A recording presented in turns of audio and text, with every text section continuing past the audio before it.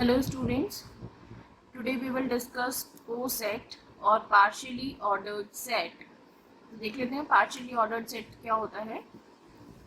If a relation R over a set A is a partial ordered relation if it is reflexive, antisymmetric and transitive.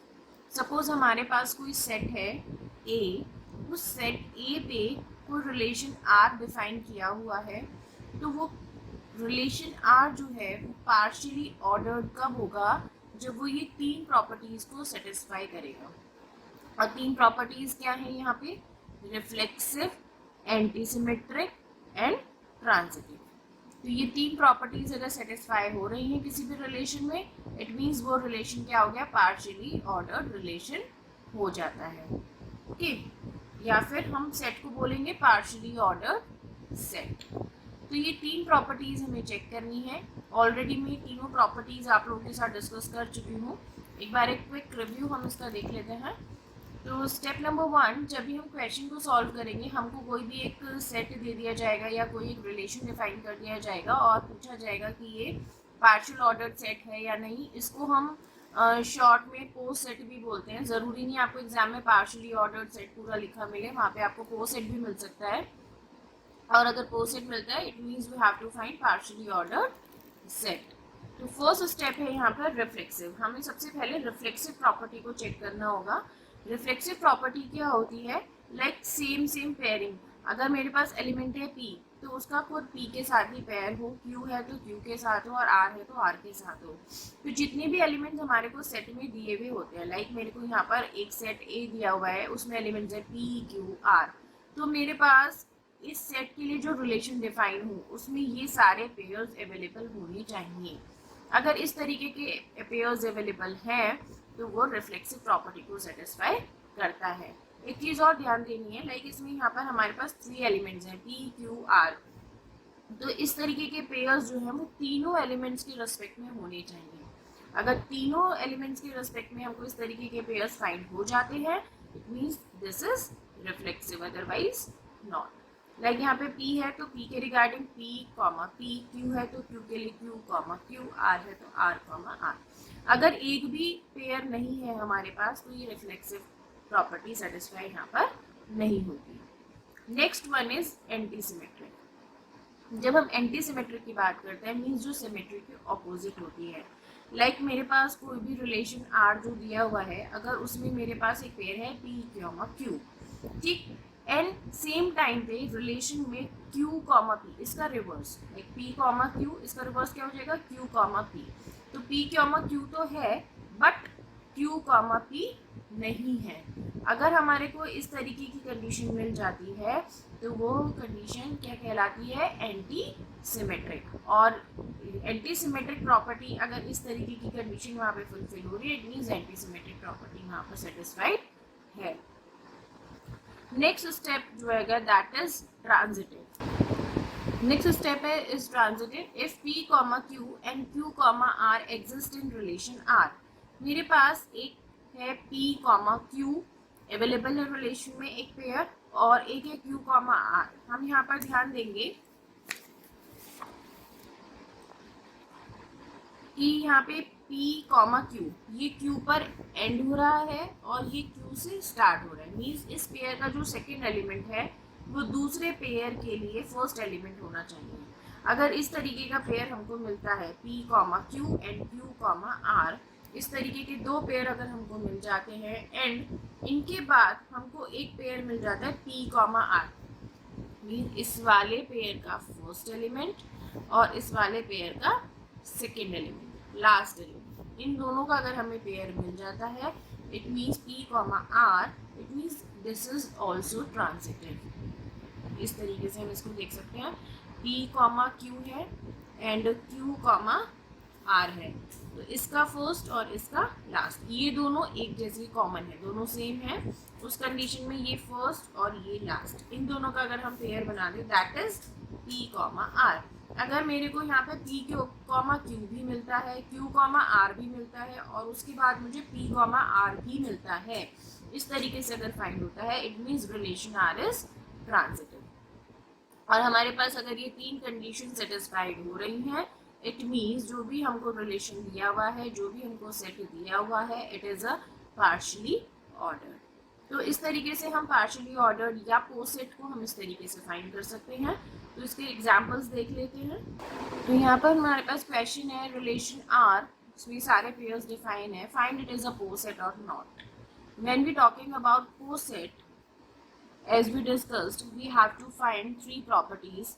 First one is reflexive, then antisymmetric, and third one is transitive। तो one by one हम ये तीनों properties के लिए check करेंगे। तो सबसे पहले हमने जो चेक करना है that is for reflexive. Reflexive के लिए हमने क्या देखा था, हर एलिमेंट का खुद के साथ ही पेयर अवेलेबल होना चाहिए। तो यहाँ पर हम देख लेते हैं, हमको यहाँ पर 3 एलिमेंट दिखाई दे रहे हैं, 1, 2 एंड 3 पूरे रिलेशन में। तो सारे एलिमेंट्स के लिए हमारे पास पेयर है या नहीं है, 1, 1 अवेलेबल है, 2, 2 अवेलेबल है, 3, 3 अवेलेबल है। It means it is reflexive. Okay, next में क्या आ जाता है हमारे पास, तो यहाँ पर हम इस तरीके से इसको लिख लेंगे। जब हम रिफ्लेक्सिव की बात करेंगे तो first property is reflexive, and यहाँ पर हम चेक कर लेंगे 1, 1, 2, 2 and 3, 3 belongs to R. So R is reflexive. Second property is antisymmetric. Antisymmetric check कर लेते हैं। अगर हमारे पास P, Q है तो Q, P नहीं होना चाहिए। लाइक मेरे पास यहाँ पे 1, 2 है तो 2, 1 नहीं होना चाहिए, बट 2, 1 यहाँ पर प्रेजेंट है। इट मीन्स ये एंटीसिमेट्रिक प्रॉपर्टी को फुलफिल नहीं करता है। तो किस तरीके से लिखेंगे हम इसको, second property is anti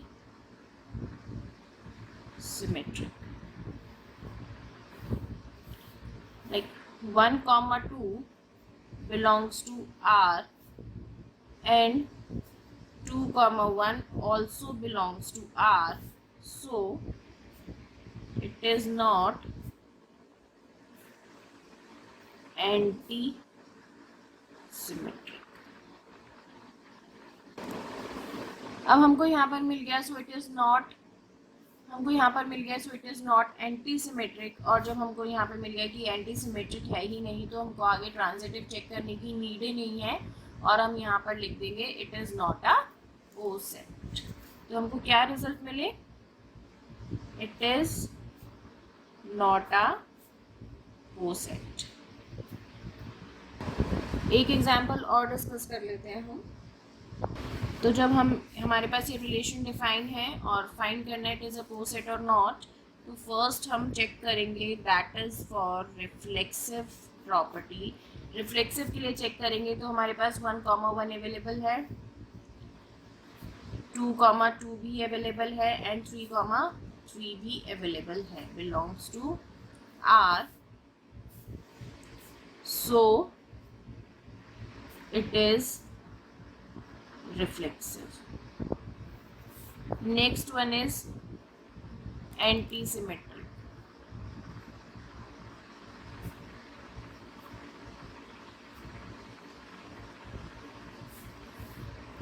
antisymmetric में लाइक मेरे पास यहाँ पर अवेलेबल है 1, 3, तो हम इसको यहाँ पे लिखेंगे 1, 3 belongs to R, बट यहाँ पे मेरे पास 1, 3 है बट 3, 1 नहीं है। तो वही चीज़ हम यहाँ पर लिखेंगे but 3, 1 does not belongs to R, so it is anti-symmetric। यहाँ पर अगर मेरे पास 3, 1 होता, बिलोंग करता, तो ये क्या हो जाता, सिमेट्रिक हो जाता, बट अब ये सिमेट्रिक नहीं है। इट मीन्स ये क्या है, एंटी सिमेट्रिक है। नेक्स्ट थर्ड प्रॉपर्टी हम चेक करेंगे दैट इज ट्रांजिटिव। तो ट्रांजिटिव 1, 1, तो हम देखेंगे ऐसा पेयर जिसका फर्स्ट एलिमेंट क्या हो 1, तो हमको यहाँ पर ऐसा पेयर मिला जिसका फर्स्ट एलिमेंट है 1, तो इसके अकॉर्डिंग हम देखेंगे तो हमको क्या मिलना चाहिए 1, 3। तो 1,3 ऑलरेडी प्रेजेंट है रिलेशन में. Next is 2,2. अब यहाँ पर 2 है. नेक्स्ट यहाँ पे फर्स्ट एलिमेंट कहाँ मिल रहा है हमको, यहाँ पर मिल रहा है. तो इसके अकॉर्डिंग जो पेयर बनना चाहिए दैट इज 2,3 जो कि ऑलरेडी अवेलेबल है. नेक्स्ट क्या है 3,3. तो अब ऐसा एलिमेंट ढूंढेंगे जिसका फर्स्ट एलिमेंट क्या हो 3 हो. तो ऐसा कोई एलिमेंट हमको पेयर नहीं मिल रहा है यहाँ पे. नेक्स्ट है 1,3. तो 3 हमको यहाँ पर ये सेकेंड एलिमेंट है और यहाँ पर क्या है फर्स्ट एलिमेंट है. तो इसके अकॉर्डिंग क्या मिलना चाहिए 1,3 ऑलरेडी अवेलेबल है. 2,3 में सेकेंड है 3 और इसका फर्स्ट एलिमेंट है 3. तो इसके अकॉर्डिंग क्या मिलना चाहिए 2,3 जो कि ऑलरेडी अवेलेबल है. तो हम इसको किस तरीके से लिख सकते हैं, इन relation R for each pair P, Q and Q, R, there is a pair P, R available, so R is transitive. और हमको यहाँ पर तीनों प्रॉपर्टीज फुलफिल हो गई हैं, तीनों प्रॉपर्टीज सेटिस्फाइड है. सो R is partially ordered relation, or we can say that given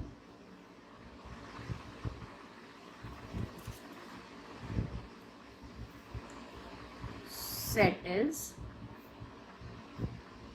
partially ordered और कोसेट. यही हमको फाइंड करना था. Thank you.